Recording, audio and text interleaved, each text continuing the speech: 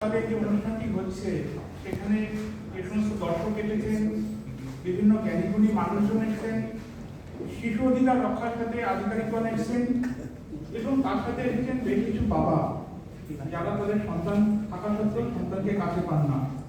বেশ কিছু দর্শক যারা হয়তো ফেসবুকে বা অন্যান্যভাবে দেখছেন, বেশ কিছু বাবা, বেশ কিছু ঠাকুমা ঠাকুরদা যারা সন্তান থাকা সত্ত্বেও সন্তান থেকে বঞ্চিত, নাতি নাতনি থাকা সত্ত্বেও তাদের কাছে পান না। আপনাদের সবাইকে আজকে এই অনুষ্ঠানে স্বাগত। আমরা অনেকদিন ধরে স্বপ্ন দেখছিলাম এরকম একটা হয়তো অনুষ্ঠান হবে। বহু বাবা যারা তাদের অধিকার থেকে, বহু সন্তান যারা তাদের পিতৃস্নেহ থেকে বঞ্চিত, তাদের কথা যাতে আমরা তুলে ধরতে পারি। আজকে আমি আপনাদের সঙ্গে কথা বলছি। আমার নাম রাতুল রায়। আমি পুরুষ কল্যাণ পাবলিক চ্যারিটেবল ট্রাস্ট বলে একটি সংস্থার আমি আছি এবং প্রতিদিন প্রতি মুহূর্তে এরকম বিভিন্ন বাবা, বিভিন্ন ঠাকুমা ঠাকুরদা, তাদের সাথে আমাদের কথা বলতে হয়, তাদের মনের ঠিকানার খোঁজ দিতে হয়, যারা প্রতি মুহূর্তে তাদের সন্তানকে মিস করেন, সন্তানের জন্য তাদের চোখের থেকে জল পড়ে এবং তার সাথে সাথে একটা লিগাল ইমপ্লিকেশনও সেখানে রয়েছে, সেটাও আমাদের দেখতে হয়। সুতরাং আমি আজকে যে টপিকটার উপরে আপনাদের কথা বলবো সেখানে কিছুটা মনস্তাত্ত্বিক বিষয় এবং কিছুটা আইনি বিষয়, এবং সেই দুটো মিলেই আমার আজকের টপিক হচ্ছে parental alienation, share parenting and loss in context of share parenting.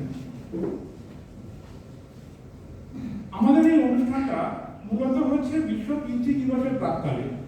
সুতরাং আমার মূল টপিকে যাওয়ার আগে আমি যে টপিকটার উপরে কথা বলবো সেটা হচ্ছে, যদি সমাজে বাচ্চারা তাদের বাবাকে না পায়, সেই পরিবারে যদি বাবা অনুপস্থিত থাকেন, তাহলে সেই সমস্ত শিশুদের মধ্যে কি প্রভাব পড়ে, সেই বিষয়ে আমি দু চারটি কথা বলবো। আমার পরে সৈকত আছে, সে আরো সেই ব্যাপারে কথা বলবে। আমি খুব ছোট্ট করে দু চারটি কথা বলবো। আমাদের দেশে এখনো পর্যন্ত বিবাহ বিচ্ছেদ বা সেপারেশনের হার এতটা বেশি নয়, কিন্তু পশ্চিমী সভ্যতা, ইউরোপ বা আমেরিকা, যেখানে সেপারেশন বা ডিভোর্স অনেক বেশি, সেখানে কিন্তু এই যে সমাজতাত্ত্বিক যে সমস্যা, যে হাইলি কন্টেস্টেড ডিভোর্স, বা যেখানে খুব সহজে ডিভোর্স হয়, যেখানে সিঙ্গেল প্যারেন্ট কনসেপ্ট খুব প্রচলিত, বহু পরিবার এরকম আছে সেই পরিবারে বাবা নেই, সন্তানরা পিতৃহীন হিসেবে বড় হচ্ছেন এবং তাদের মধ্যে কি কি অসুবিধা হচ্ছে বিভিন্ন সমীক্ষাতে যে যে বিষয়গুলো উঠে এসেছে আমি খুব ছোট্ট করে বলব। যে সমস্ত পরিবারের শিশুরা তাদের বাবাকে পায় না, সেই সমস্ত শিশুরা মূলত আগ্রাসী মনোভাবাপন্ন হয়। These babies are likely to be more aggressive. যে সমস্ত পরিবারের শিশুরা তাদের বাবাকে পায় না, সেই সমস্ত শিশুদের মধ্যে ডিপ্রেশনের হার অনেক বেশি থাকে। These babies are likely to be more depressed. যে সমস্ত পরিবারের শিশুরা তাদের বাবাকে পায় না, তাদের মধ্যে সেলফ এস্টিম অনেক কম থাকে, আত্মবিশ্বাসের অনেক ঘাটতি দেখা যায়। যে সমস্ত পরিবারের শিশুরা তাদের বাবাকে পায় না, তাদের মধ্যে স্কুল পারফরমেন্স অনেক কম থাকে, তাদের পুয়ার স্কুল পারফরমেন্স দেখা গেছে। যে সমস্ত পরিবারের শিশুরা তাদের বাবাকে পায় না, তাদের মধ্যে অপরাধ প্রবণতা এবং তার সাথে সাথে সুইসাইডাল টেন্ডেন্সি বা আত্মহত্যার প্রবণতা অনেক বেশি থাকে। এবং তার সাথে আরো একটা জিনিস পশ্চিমী সভ্যতায় দেখা যায়, যেখানে ড্রাগসের অনেক বেশি প্রচলন আছে। যে সমস্ত পরিবারের পিতা অনুপস্থিত, সেই সমস্ত পরিবারের ছেলেদের মধ্যে খুব আর্লি এজে ড্রাগ অ্যাবিউজ এবং মেয়েদের মধ্যে খুব আর্লি টিনেজ টেন্ডেন্সিটা একটা পশ্চিমী সভ্যতার একটা অসুখ, এটা কিন্তু অবশ্যই দেখা যাচ্ছে। যাই হোক, আমি এবারে মূল বিষয়ে আসি। আশা করবো এর পরে যারা বক্তা রয়েছেন তারা এই বিষয়টি তুলে ধরবেন। আজকে আমার প্রথম বিষয় প্যারেন্টাল অ্যালিয়েনেশন। আমরা এতক্ষণ প্যারেন্টাল অ্যালিয়েনেশন নিয়ে বলছি, বাবা তার বাচ্চাকে না পেলে, বাচ্চা তার বাবাকে না পেলে, শুধু বাবা নয়, বাবা মা উভয়, আমি এখানে বাবা বলতে চাই না, অভিভাবক।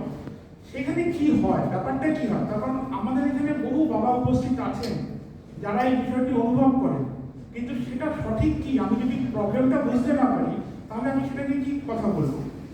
প্রবলেমটা এই ছবিতে একটু ছোট্ট করে বোঝানো রয়েছে, আপনারা একটু মনোযোগ দিয়ে দেখুন। এখানে দুজন অভিভাবক রয়েছে এবং তার সাথে দেখুন একটি শিশু রয়েছে। বাচ্চাটি রয়েছে একজন অভিভাবকের কাছে। মানুষ যেরকম পুতুলকে সুতো দিয়ে নাচায়, সেরকম একজন অভিভাবক একটা অদৃশ্য সুতো দিয়ে সেই বাচ্চাটিকে কন্ট্রোল করছে। এবং বাচ্চাটির মুখের দিকে আপনারা একটু খেয়াল করবেন, বাচ্চার মুখের যে এক্সপ্রেশন সেদিকে খেয়াল করুন। বাচ্চার মুখের এক্সপ্রেশনটাতে দেখুন, সেখানে ভরা রয়েছে ঘৃণা, সেখানে ভরা রয়েছে একরাশ রাগ। এই রাগ এবং ঘৃণা কার প্রতি রয়েছে? এই রাগ এবং ঘৃণা রয়েছে অপর অভিভাবক বা অ্যাবসেন্ট ফাদার, অ্যাবসেন্ট প্যারেন্ট তার প্রতি। ছোট করে খুব সহজে যদি আমরা প্যারেন্টাল অ্যালিয়েনেশন বলি, এই হচ্ছে প্যারেন্টাল অ্যালিয়েনেশন। আমি বিস্তৃত বলছি, কিন্তু সোজাভাবে এইটাই। একজন প্যারেন্ট তিনি ম্যানিপুলেট করবেন এবং তার সাথে সাথে বাচ্চা যে তার বাবা বা মা যাকে সে পাচ্ছে না, তার প্রতি একটা অপরিসীম ঘৃণা থাকবে, তার প্রতি একটা অপরিসীম রাগ থাকবে। এই ছবিটি তার একটা প্রকৃষ্ট উদাহরণ। আজকে 2022 সালে আমরা প্যারেন্টাল অ্যালিয়েনেশন নিয়ে কথা বলছি, কিন্তু এটা কিন্তু এরকম নয় যে এটা এই দশকের ঘটনা। প্যারেন্টাল অ্যালিয়েনেশন এটা কিন্তু এই ঘটনা নয় যে এটা আমাদের সমাজে বা এই পৃথিবীতে প্রথম এইটা নিয়ে কাজ হচ্ছে। পশ্চিমী দেশে তারা তো অনেক বেশি অ্যাডভান্স, তারা এই নিয়ে অনেক বেশি সচেতন। তাদের দেশে যেরকম ডিভোর্সের হার বেশি, সেপারেশনের হার বেশি, আবার সেই ডিভোর্সের ফলে বাচ্চাদের মনস্তত্ত্বে, সেই সেপারেশনের ফলে বাচ্চাদের পরবর্তীকালে কগনিটিভ ডেভেলপমেন্ট, বিহেভিয়ারাল ডেভেলপমেন্টে কি কি এফেক্ট পড়ে সেটা নিয়ে প্রচুর কাজ হয়। আমি দু একটি নাম বলছি, আমি ডিটেলস বলবো না, জাস্ট নাম বলছি, আপনারা দেখতে পারেন। 1960 সাল থেকে ব্যারি ব্রিকলিন, 1976 সালে জুডিথ ওয়ালারস্টেইন এবং তার সহযোগীরা, 1970 এবং 80 দশকে প্রখ্যাত সমাজকর্মী লিওনা কোপেলস্কি, 1991 সালে আমেরিকান বার অ্যাসোসিয়েশনের স্ট্যানলি এস ক্লাওয়ার এবং ব্রাইনি রিভলিন, তারা এই বিষয়ে কাজ করেছেন। এই যে লাস্টে যার নাম বললাম, স্ট্যানলি এস ক্লাওয়ার এবং ব্রাইনি রিভলিন, এরা একটি বই লেখেন। তারা বার অ্যাসোসিয়েশনের সাথে যুক্ত ছিলেন। প্রতি মুহূর্তে high conflict child custody battle, প্রতি মুহূর্তে সেপারেশনের কেস এবং তার ফলে বাচ্চাদের মধ্যে যে মনস্তাত্ত্বিক প্রভাব সেটা তারা দেখেছিলেন। এবং তার ফলে তারা একটি খুব বিখ্যাত বই লেখেন, চিলড্রেন হেল্ড হস্টেজ। এবং এরপরে জ্যানেট আর জনস্টন এবং তার সহকর্মীরা এই প্যারেন্টাল অ্যালিয়েনেশনের উপরে কাজ করেন। যদিও তারা প্যারেন্টাল অ্যালিয়েনেশন কথাটা ইউজ করেননি, কিন্তু যে ক্লিনিক্যাল এন্টিটি, সেই এন্টিটিটা কিন্তু তারা বারে বারে তাদের লিটারেচারে, তাদের সায়েন্টিফিক জার্নালে তুলে ধরেছেন। এই প্যারেন্টাল অ্যালিয়েনেশন কথাটা বলতে গেলে যে লোকটির কথা না বললেই নয়, যার কথা না বললে এই সমস্ত আলোচনা অসম্পূর্ণ থেকে যায়, সেই ভদ্রলোকের নাম ডক্টর রিচার্ড অ্যালান গার্ডনার। তিনি আমেরিকার একজন প্রখ্যাত শিশু মনস্তত্ত্ববিদ। বহু বছর ধরে তিনি এই বিষয়ে কাজ করেছেন। বহু বছর ধরে তিনি দেখেছেন এই হাই কনফ্লিক্ট এরিয়াতে যখন বাচ্চা তার কোনো একজন অভিভাবককে পায় না এবং তার মধ্যে যখন বিষ ঢালা হয়, তাকে প্রোগ্রামিং করা হয়, তখন তার কি মনস্তাত্ত্বিক প্রভাবটা পড়ে। ডক্টর গার্ডনার আমেরিকার অত্যন্ত বিখ্যাত এবং একই সাথে বিতর্কিত একজন ব্যক্তিত্ব, কিন্তু তার কাজ এই প্যারেন্টাল, আজকে যে আমাদের প্রোগ্রামটা হচ্ছে, এই আজের ভিত্তি হচ্ছে তার যে সংজ্ঞা, তার যে কাজ, তার উপরে দাঁড়িয়ে রয়েছে। ডক্টর রিচার্ড অ্যালান গার্ডনার 1985 সালে প্রথম এই প্যারেন্টাল অ্যালিয়েনেশন সিনড্রোম এই শব্দগুচ্ছটি চয়ন করেন এবং তিনি প্রথম তার সংজ্ঞাটি একটি সুস্পষ্টভাবে দেন। আপনারা অনেকেই শুনছেন প্যারেন্টাল অ্যালিয়েনেশন, কিন্তু সেটা ঠিক কি, সেটা এন্টিটিটা কি বোঝায়, আমি সেটা একটু বলি। এটা ক্লাসিক্যাল সংজ্ঞা যেটা ডক্টর গার্ডনার দিয়েছিলেন। ডক্টর গার্ডনারের মতে প্যারেন্টাল অ্যালিয়েনেশন সিনড্রোম হচ্ছে একটা শৈশব অবস্থার ব্যাধি, এবং এই ব্যাধিটা একমাত্র অলমোস্ট এক্সক্লুসিভলি তৈরি হয় যখন হাই কনফ্লিক্ট চাইল্ড কাস্টডি কেসটা রান করছে, সেই ক্ষেত্রে, অন্য জায়গায় নয়। এবং এখানে প্রাইমারি ম্যানিফেস্টেশন মূলত এটা কিভাবে দেখা যায়? এটা দেখা যায় যে ক্যাম্পেইন অফ ডেনিগ্রেশন। বাচ্চাটি যেন একটি অভিযান করছে, তার অনুপস্থিত যে প্যারেন্ট রয়েছেন, যে বাবা অথবা যে মা তার জীবনে অনুপস্থিত, সেই বাবা অথবা মাকে সে যে কোনো মূল্যে অপমান করবে, সেই বাবা এবং অথবা মাকে সে যে কোনো মূল্যে নিচু করে দেখাবে, সেই বাবা অথবা মাকে সে যে কোনো মূল্যে ঘৃণা করবে। There is a campaign of denigration.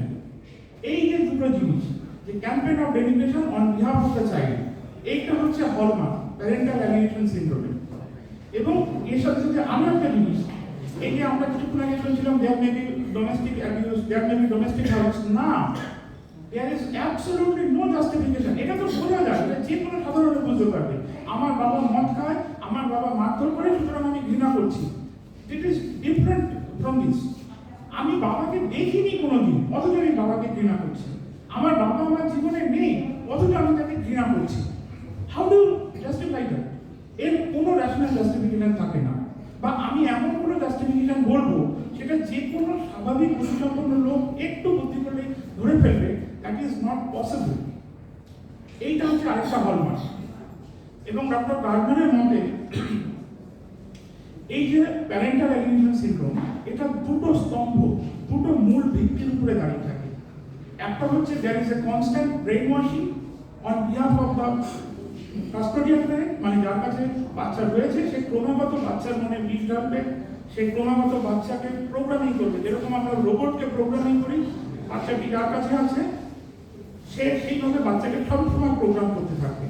আর তার সাথে দ্বিতীয় স্তম্ভ, বাচ্চা কিন্তু নিজে আস্তে আস্তে এর মধ্যে জড়িয়ে পড়ছে, সেও বাবা মানে অনুপস্থিত বাবা অথবা মাকে ঘৃণা করতে শিখছে।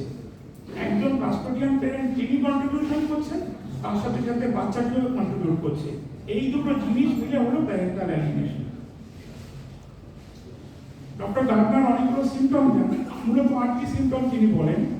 এই 8টি ক্লাসিক্যাল সিমটম হচ্ছে মূলত সব বাচ্চাদের মধ্যে আমরা দেখি, এবং আমরা যদি একটু ভেবে দেখি, আমাদের এখানে যে সমস্ত বাবা রয়েছেন তারা প্রত্যেকেই বুঝতে পারবেন, তারা কিন্তু জ্ঞাতসারে বা অজ্ঞাতসারে এগুলো তারা ফিল করেন, ফেস করেন, কিন্তু হয়তো তারা বুঝতে পারেন না।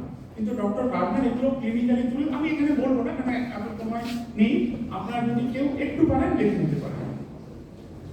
আমি আবার এই ছবিটার দিকে আরেকবার তাকাতে বলবো। প্যারেন্টাল অ্যালিয়েনেশন হচ্ছে একজন অদৃশ্য সুতোর টানে বাচ্চাটাকে কন্ট্রোল করছে, তার সাথে সাথে বাচ্চার মধ্যে একটা প্রবল ঘৃণা তৈরি হচ্ছে অনুপস্থিত অভিভাবকের প্রতি। এই হচ্ছে প্যারেন্টাল অ্যালিয়েনেশন। প্যারেন্টাল অ্যালিয়েনেশন নিয়ে বহু সংস্থা বিশ্বের বহু জায়গায় কাজ করছে। বলা হয় প্যারেন্টাল অ্যালিয়েনেশনটা হচ্ছে একটা সাইকোলজিক্যাল ওয়ারফেয়ার, একটা মনস্তাত্ত্বিক যুদ্ধ। যেরকম একটা ম্যানিপুলেট করা হয়, সেরকম একটা মনস্তাত্ত্বিক যুদ্ধ করা হচ্ছে। এই যুদ্ধটা কিভাবে করা হয়? আপনারা তো সিমটমটা শুনবেন যে বাচ্চা ঘৃণা করে, but what is the mechanism of warfare? কিভাবে যুদ্ধটা করা হয়? প্রথম, অনেকগুলো আছে, অনেকগুলো পদ্ধতি আছে, দু একটা আমি বলছি।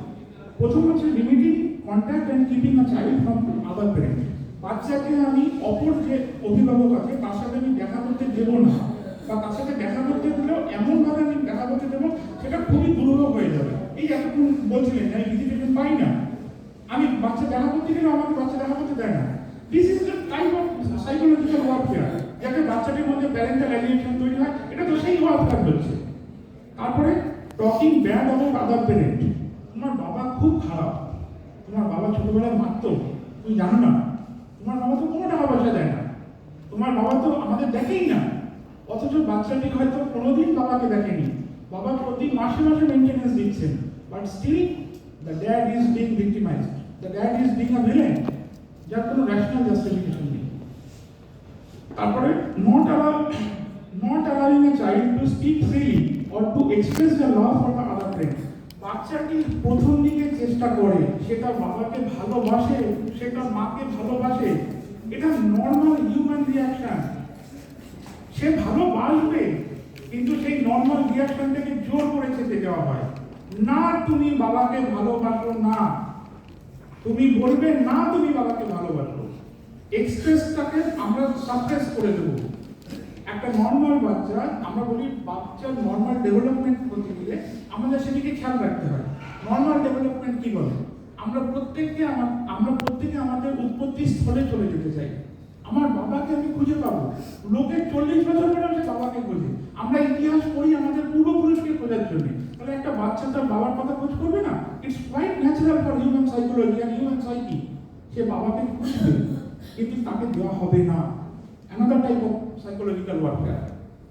তারপরে আরেকটা কি আছে? Forcing a child to reject or hate their parent. তোমার বাবা খুব খারাপ লোক, বুঝেছো? বাবাকে একদম ঘৃণা করবে, বাবা খুব খারাপ লোক, বাবার দিকে তাকাবে না, একদম তাকাবে না বাবার দিকে। Making a child fearful of the other parent. খবরদার যাবে না কিন্তু, বাবা মারবে, বাবা মারলে কিন্তু গায়ে লাগবে, ইউ বিকাম ভেরি ফিয়ারফুল, যাবে না। যতটা সম্ভব বাচ্চার থেকে অনুপস্থিত যে প্যারেন্ট রয়েছে, এটা আমি বাবার কথা বলছি, কিন্তু বাবা মা দুজনেই হতে পারে। ইউরোপ আমেরিকাতে কিন্তু দুটোই ইকুয়ালি প্রিভ্যালেন্ট। বাবার থেকে বাচ্চাকে দূরে করে দাও, বাচ্চার মনে একটা ভয় তৈরি করো, বাচ্চা যেন যে কোনো মুহূর্তে বাবাকে ডিসেন্ট করো, মানে তাকে দূরে সরিয়ে যায়। এবং তার এই রিসেন্টমেন্টের পরে আসবে ঘৃণা, তারপরে আসবে রাগ, এবং তখন শুরু হবে ক্যাম্পেইন অফ ডেনিগ্রেশন। আমরা তখন রোগের কথাটা বললাম, আমরা তখন বললাম প্যারেন্টাল অ্যালিনেশন কি জিনিস। এই প্যারেন্টাল অ্যালিনেশনের পরবর্তী ধাপ ইউরোপ আমেরিকাতে যারা ওনারা যখন কাজ করছেন তখন দেখেছেন এটাকে রিভার্স কি করে করা যায়। একটা সমাজ যদি তৈরি হয় সেখানে সমস্ত বাচ্চা তাদের মধ্যে একটা ঘৃণা রাগ নিয়ে গড়ে উঠছে, একটা সমাজ যদি গড়ে ওঠে সেখানে সমস্ত বাচ্চারা আমি সবসময় চাইছি আমি একটা ধ্বংসাত্মক প্রক্রিয়ার মধ্যে ঢুকবো, একটা ডিস্ট্রাকটিভ মেকানিজমে ঢুকবো, সেই সমাজ কোনোদিন ভালোভাবে বেঁচে থাকতে পারে না। সেখানে ড্রাগস বাড়বে, সেখানে টিনেজ প্রেগন্যান্সি বাড়বে, সেখানে স্কুল পারফরমেন্স খারাপ হবে। এখান থেকে বেরোনোর রাস্তা যেটা ওনারা দেখেছেন সেটা হচ্ছে শেয়ার্ড প্যারেন্টিং। আমরা যখন বলি বাচ্চা বেড়ে ওঠার জন্য বাবা এবং মা উভয়কেই দরকার, সুতরাং সেটা আমাদের ইমপ্লিমেন্ট করতে হবে। এটা আমাদের মনে রাখতে হবে। আর failed marriage doesn't make you a criminal. যেহেতু আপনার বিয়েটি ভেঙে গেছে সুতরাং আপনি ক্রিমিনাল হননি। এই পৃথিবীতে বহু লোকের বিয়ে ভেঙেছে, দ্যাট ডাজন্ট মিন সবকটা লোক ক্রিমিনাল।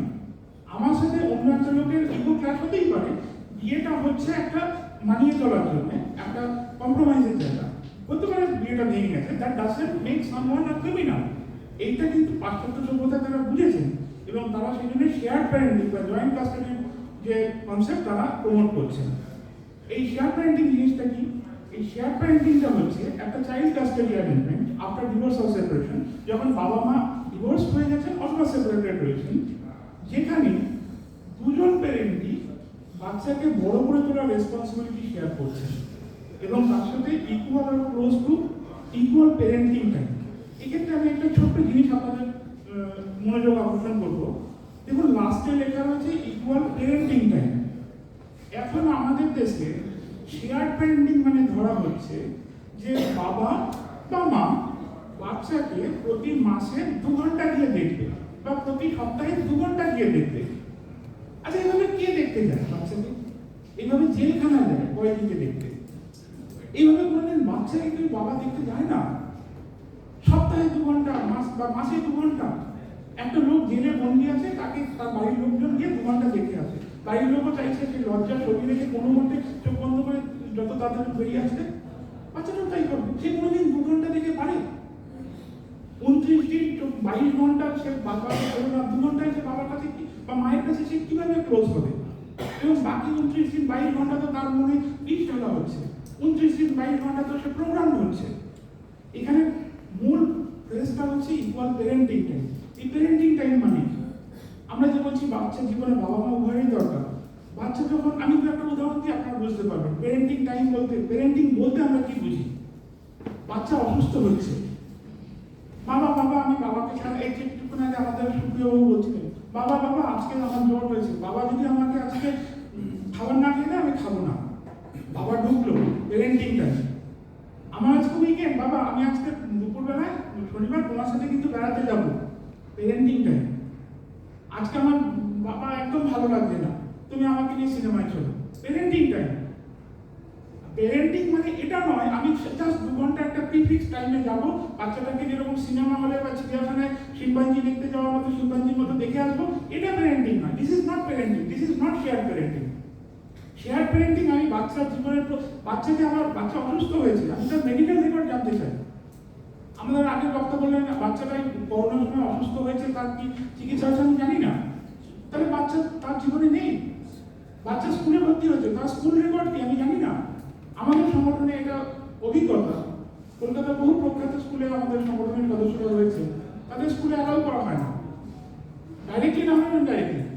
না এখানে আপনার স্ত্রী আপনার বাচ্চাকে ভর্তি করাচ্ছে, আপনাকে আমরা অ্যাক্সেস দেবো না, ডাইরেক্টলি না, লিখিত হবে না, কিন্তু তাকে ইনডাইরেক্টলি করেছে। বাচ্চা জীবনে বাবার কোনো প্রভাব নেই, প্যারেন্ট টিচার মিটিংয়ে বাবাকে আসতে দেওয়া হয় না। বিশেষত আমি কলকাতার বাইরেও বহু জায়গায় দেখেছি, বাবা বহুবার চেষ্টা করছে না আমাকে আসতে দিন, নেই, অ্যাবসেন্ট। শেয়ার প্যারেন্টিং এর কি কি ফলাফল হতে পারে আমি একটু আগে বললাম, প্যারেন্টাল অ্যালিনেশনের ফলে কি হতে পারে, এরপর শেয়ার প্যারেন্টিং এর কি ফলাফল হতে পারে। পশ্চিমী দেশগুলোতে বহু এপিডেমিওলজিক্যাল স্টাডিজ হয়েছে। আমরা যখন কোনো কথা বলি সেটা that should be backed by some study, that should be backed by some survey. এমনি জাস্ট মুখের কথা তো বললে হবে না, তাহলে তো আমার বায়াসনেসটা চলে আসবে। বায়াসনেস না, দ্যাট শুড বি বেসড আপন সাম স্টাডি, সাম রেজাল্ট। তো এই বিভিন্ন এপিডেমিওলজিক্যাল স্টাডিজ যেটা বলছে, সেখানে বলছে যে সমস্ত বাচ্চারা এই শেয়ার প্যারেন্টিং এর মধ্যে দিয়ে গেছে, তাদের মধ্যে better physical, mental, social and academic outcome এসছে compare to the child who are given of sole custody. যে সমস্ত বাচ্চাদের শুধুমাত্র একজন প্যারেন্টের কাছে বাচ্চারা মানুষ হচ্ছে, কম্পেয়ার টু সেই সমস্ত বাচ্চারা যারা দুজন পিতামাতা দুজনকেই আছে, তাদের মধ্যে শারীরিক, মানসিক, শিক্ষাগত ক্ষেত্রে পারফরমেন্স এবং সামাজিক ক্ষেত্রে আমার সাথে আরেকটা ছেলে কিভাবে রিলেশন হবে, আমি তার সাথে কিভাবে বিহেভিয়ার প্যাটার্নটা হবে, সমস্ত ক্ষেত্রে তারা পারফরমেন্স ভালো হচ্ছে। এবং এই যে পারফরমেন্স, এই যে স্টাডি রেজাল্ট, এটা অল এজ গ্রুপে ভ্যালিড।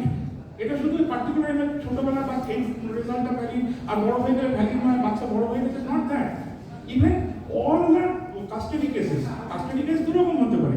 এইটার কনফ্লিক্ট আমি আমার কিছুতে বাচ্চাকে দেখতে দেবো না স্বামীকে, হাইলি কনফ্লিক্টেড কাস্টাডি কেস, অথবা ঠিক আছে বাবা বাচ্চা আসুক, যা দেখুক, এই যে একজন বক্তব্য ছিলেন না, ঠিক আছে আমার স্ত্রী এখন দেখতে দেয়, there will be two custody cases, either highly contested custody case or amicably custody case. এই দুটো সেক্টরে দেখা গেছে শেয়ার প্যারেন্টিং যদি হয়, দুটো সেক্টরেই বাচ্চাদের খুব ভালো ডেভেলপমেন্ট হচ্ছে। বহু লোক এই স্টাডিজ করেছেন, তবে শেয়ার প্যারেন্টিং এর ক্ষেত্রে যে দেশটি সব থেকে বেশি এগিয়ে রয়েছে সেই দেশটি হচ্ছে সুইডেন। এই সুইডেনের একজন ভদ্রমহিলা, তিনি বহু স্টাডিজ করেছেন, তার নাম হচ্ছে ডক্টর মালিন বার্গস্ট্রম। এবং তিনি দেখেছেন এই শেয়ার প্যারেন্টিং যদি করা যায়, তাহলে তার একদম রীতিমতো সায়েন্টিফিক জার্নালে সেই প্রবন্ধগুলো বেরিয়েছে এবং বহু দেশে সেগুলো ফলো হয়। তার কথা মতো, তার যে স্টাডিজের অনুসারে, যখন শেয়ার প্যারেন্টিং হয়, তখন বাচ্চাদের physical health, psychological wellbeing, mood and emotion, self perception, autonomy, parental relation, material outcome, peer relation, school satisfaction and social acceptance, অনেকগুলো টার্মস বললাম। এনিহাউ, এর প্রত্যেকটা প্যারামিটারে তারা কিন্তু সেই বাচ্চারা অনেক ভালো পারফর্ম করে। এটা একদম স্টাডিজে দেখা যাচ্ছে, এটা মুখের কথা নয়, জাস্ট ইমোশনাল কথাবার্তা নয়। এবারে যে লাস্ট পার্ট আমি আসি, আপনারা তো বিরক্ত হচ্ছেন, আমি ছোট করে শেষ করবো। এরপরে পার্টটা হচ্ছে, এতক্ষণ তো হলো সায়েন্টিফিক স্টাডি, সেই স্টাডিজ যাতে আমাদের জীবনে এফেক্ট ফেলে তার জন্য আইন আছে। আমাদের দেশে দেখা যেতে পারে আইন কি বলে। প্রথমে আমাদের দেশের সব থেকে বড় আইন হচ্ছে আমাদের সংবিধান। আমাদের দেশের সংবিধানে 39 নম্বর অনুচ্ছেদ, সেকশন এফ, সেই সংবিধানে বলা হচ্ছে children are to be given opportunities and facilities to develop in a healthy manner and in condition of freedom and dignity. এটা রাষ্ট্রের দায়িত্ব, it is the responsibility of the state to provide some environment so that the baby can develop in a healthy manner. সে যাতে সুষমভাবে বেড়ে ওঠে, এটা নিশ্চিত করা রাষ্ট্রের দায়িত্ব। This is the duty of the state. এই প্রসঙ্গে আরো একটি তথ্য আমি বলি, আমাদের মধ্যে যারা কাজ করছেন অরিজিৎ বাবুরা খুব ভালো জানেন, আমাদের ছেলেরা অনেকেই জানে, আমাদের ভারতবর্ষ কিন্তু যেরকম বিভিন্ন আন্তর্জাতিক চুক্তি হয়, আমাদের ভারতবর্ষ একটি আন্তর্জাতিক চুক্তিতে স্বাক্ষরকারী দেশ। 1989 সালে নিউ ইয়র্কে United nation child rights convention বা ইউএনসিআরসি বলে আমরা কথা বলে থাকি, সেই চুক্তিতে কিন্তু 191টির কাছাকাছি দেশ স্বাক্ষর করেছিল। আমাদের ভারতবর্ষ সেই স্বাক্ষরকারী দেশের মধ্যে একটি দেশ। এই চুক্তিতে আপনারা যদি 9ম এবং 10ম আর্টিকেল পড়েন, সেখানে লেখা রয়েছে বাচ্চাকে তার বায়োলজিক্যাল ফ্যামিলির সাথে সবসময় রেস্টোরেশনের চেষ্টা করতে হবে। কোনোভাবে যদি বাচ্চা তার বায়োলজিক্যাল ফ্যামিলি থেকে দূরে হয়ে যায়, এটা রাষ্ট্রের কর্তব্য, রাষ্ট্র তাকে তার বায়োলজিক্যাল ফ্যামিলির সাথে রেস্টোর করবে। এবং আমাদের এখানে যত আইন হচ্ছে, যত বিভিন্ন বডিজ তৈরি হচ্ছে, জুভেনাইল জাস্টিস বোর্ড, এসসিপিসিআর, এরা প্রত্যেকেই কিন্তু দেখবেন, আপনারা যদি কেউ সেই আইনগুলো দেখেন, ওয়েস্ট বেঙ্গল সিপিসিআর অ্যাক্ট বা জুভেনাইল জাস্টিস অ্যাক্ট বা অন্যান্য যে অ্যাক্টগুলো আছে, প্রত্যেকটা অ্যাক্টে দেখবেন আপনার প্রথম দিকে লেখা আছে being a signatory of UNCRC, India is bound to, মানে আমাদের এই প্রত্যেকটা অ্যাক্ট এবং প্রত্যেকটা অ্যাক্ট অনুযায়ী যে স্ট্যাটুটারি বডি, এই UNCRC অনুযায়ী আমরা কিন্তু গাইডেড হই। তারপরে তো ডেফিনেটলি অ্যাক্টের বেসিক স্ট্যাটুটগুলো অন্যরকম হয়। এরপরে আসি কোর্টের কথা। এই যে আমি বললাম প্যারেন্টাল অ্যালিনিয়েশন, এটা কি আমাদের দেশের কোর্ট তাদের কোনো রায়ে তারা কি এটাকে তুলে ধরেছেন? হ্যাঁ তুলে ধরেছেন। বহু ক্ষেত্রে দেখা যায় যখন বিটার কাস্টাডি ট্রায়াল চলছে তখন কিন্তু কোর্টের নজরেও এটা আসে। আমি এরকম একটি আদালতের রায় আপনাদের সামনে তুলে ধরি। দিল্লি হাইকোর্টের একটি রায়, জাস্টিস প্রদীপ নন্দরাজ তার ডিভিশন বেঞ্চ একটি 2016 সালের রায়ে তিনি বলেছিলেন, the number of divorce cases across all sections of the society are on the increase, resulting in rise of bitter child custody battle. Often, the innocent children are used as tools of vengeance by the vindictive litigants. তার মানে আমাদের সমাজের প্রতিটি স্তরে এখন divorce এবং separation বাড়ছে, এবং যত ডিভোর্স এবং সেপারেশন বাড়ছে তত এই তিক্ত শিশু অধিকার চাইল্ড এই যে তিক্ত বিটার চাইল্ড কাস্টাডি কেসেসও বাড়ছে, এবং যত তিক্ততা বাড়ছে তত বেশি সেই শিশুটিকে ব্যবহার করা হচ্ছে দাবা খেলার একটা গোড়ের মতো। আমি যদি চাই অন্য একজনের উপরে প্রতিশোধ নিতে, একটা if I want to take a vengeance I will use the child as a mere pawn, সেটা কিন্তু আদালতের রায়ও, দিল্লি হাইকোর্টের রায়ও উঠে এসেছে। এরকম বহু রায় রয়েছে। আমি আজকে বক্তব্যের সুবিধার জন্য একটি রায় আপনাদের সামনে তুলে ধরব। বহু আদালত এবং বহু সংস্থা বারবার এটা বলেছেন বাচ্চাদের জন্য শেয়ার প্যারেন্টিং দরকার, না হলে বাচ্চাদের সুষম ডেভেলপমেন্ট হবে না। এখানে বক্তব্য, আমাদের দেশে এখনো পর্যন্ত যে কাস্টাডি এবং গার্ডিয়ানশিপের আইনগুলো রয়েছে সেগুলো সবগুলোই কিন্তু আর্কিয়া, অনেক আগেকার। আপনারা যদি কেউ গার্ডিয়ান অ্যান্ড ওয়ার্ডস অ্যাক্ট দেখেন, সেটা 1890 সালের ঘটনা। আজকে 2022, 100 বছর পুরানো, 100 বছরের বেশি পুরানো একটা আইন। 2015 সালে জাতীয় আইন কমিশন, ন্যাশনাল ল কমিশন, তারা কিন্তু সুপারিশ করে এই যে কাস্টাডি আইনগুলো বা গার্ডিয়ানশিপ আইনে একটা আমূল পরিবর্তন দরকার, সেখানে একটা আমূল সংশোধন করা দরকার।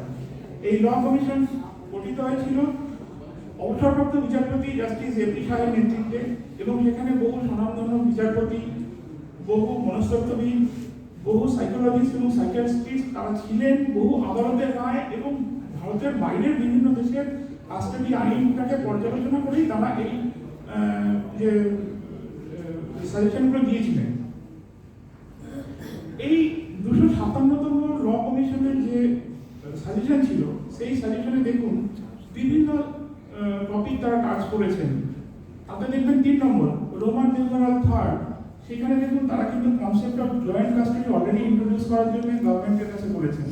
মানে আমাদের দেশে আইনে আস্তে আস্তে যে জয়েন্ট কাস্টাডি বা শেয়ার প্যারেন্টিংটা আনা দরকার, সেটা কিন্তু ভারতবর্ষের জাতীয় আইন কমিশন তারা রেকমেন্ডেশন করছেন। Share parenting is now the need of the hour. হয়তো কোনো একদিন এই শেয়ার প্যারেন্টিং হবে, কিন্তু আনফর্চুনেটলি বা ফর্চুনেটলি এখনো সেই আইনটা আসেনি। একদিন লেজিসলেচার সেই আইন পাস করবেন, আমরা হয়তো ভবিষ্যতে কোনোদিন সেই শেয়ার প্যারেন্টিং দেখে যেতে পারবো, সেই আশা রাখি। কিন্তু এটা তো ঠিক, মানুষকে বেঁচে থাকতে হবে। সুতরাং বিভিন্ন high court, different honorable high courts are trying their level best by using their inherent power. বম্বের একটি প্রখ্যাত শিশু অধিকার সংস্থা চাইল্ড রাইটস ফাউন্ডেশন, তারা অলরেডি এই বিষয়ে কাজ করেছেন। এবং শেয়ার প্যারেন্টিং, আমি যেটা বললাম, শেয়ার প্যারেন্টিং মানে শুধু 2 ঘন্টার ভিজিটেশন নয়। শেয়ার প্যারেন্টিং মানে বাচ্চার জীবনের প্রতিটি বিষয়ে পিতা এবং মাতা উভয় ইকুয়াল রিপ্রেজেন্টেশন, সেটা যাতে এনশিওর করা যায় এই পিটার কাস্টাডি ট্রায়ালগুলোতে, সেই জন্য তারা একটি গাইডলাইন তৈরি করেছেন। এই গাইডলাইনটি কিন্তু ভারতবর্ষের বিভিন্ন অনারেবল হাইকোর্ট অলরেডি অ্যাডপ্ট করছেন, যাতে তাদের রাজ্যে সেই গাইডলাইনটা ফলো হয়। রাতুলদা একটু মাঝখানে ইন্টারাপ্ট করব, জাস্ট টাইম মিনিট। এই গাইডলাইনটা কিন্তু অলরেডি বম্বে হাইকোর্ট প্রথম অ্যাডপ্ট করেন, এবং তারপরে Kerala high court, Madhya Pradesh high court, Punjab and Haryana high court, Karnataka high court, Himachal Pradesh high court already এই গাইডলাইন অ্যাডপ্ট করেছেন। এখানে বিভিন্ন রকম রয়েছে, আপনারা যদি কেউ পারেন একটু পড়ে দেখবেন। আমি যে কথাগুলো বললাম, যে উইকেন্ডে কিভাবে ভিজিটেশন হবে, উইকডেজে কিভাবে ভিজিটেশন হবে, হলিডেজে কিভাবে ভিজিটেশন হবে, ফেস্টিভ্যালসে কিভাবে ভিজিটেশন হবে, সবগুলো সেখানে লেখা রয়েছে। সবার শেষে আজকে পিতৃ দিবসের প্রাক্কালে এই যে অনুষ্ঠান, আমি একটা কথাই আমাদের সংগঠনের তরফ থেকে ক্যালকাটা হাইকোর্টে